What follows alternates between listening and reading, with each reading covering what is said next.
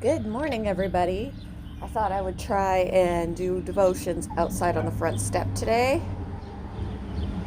I apologize for any traffic. I love the sound of the birds, but the traffic is unavoidable because I live right out at the street. But today's devotion is for May 4th, and the title is Eclipse. The Bible reading is from Amos chapter 8, verses 9 to 12, and chapter 9, verses 11 and 12.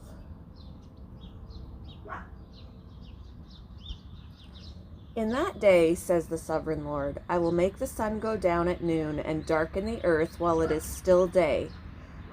I will turn your celebrations into times of mourning.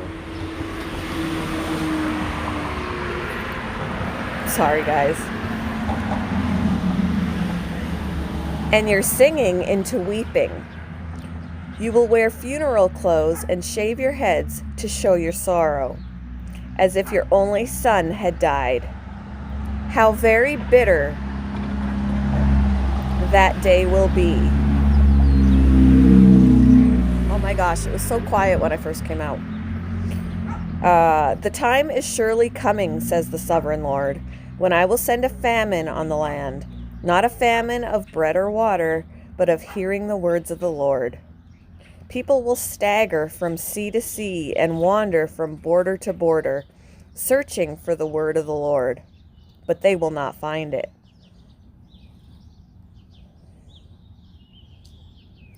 I was prepared with eye protection, an ideal viewing location, and homemade moon pie desserts.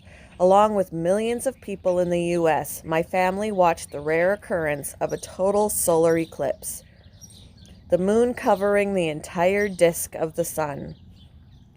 The eclipse caused an unusual darkness to come over the typically bright summer afternoon, although for us this eclipse was a fun celebration and a reminder of God's incredible power over creation.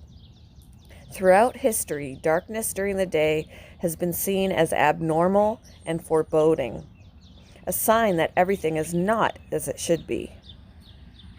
This is what darkness signified for Amos, a prophet during the time of the divided monarchy in ancient Israel.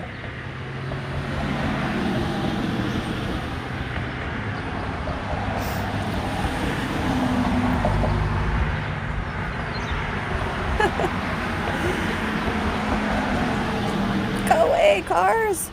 Amos warned the northern kingdom that destruction would come if they continued to turn away from God.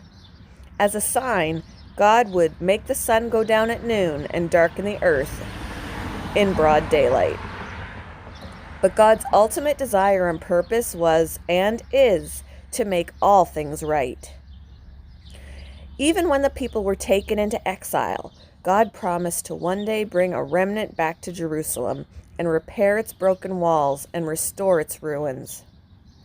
Even when life is at its darkest, like Israel, we can find comfort in knowing God is at work to bring light and hope back to all people.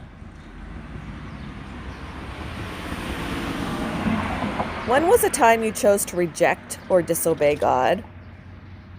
And how did God provide rescue and bring light into your dark situation?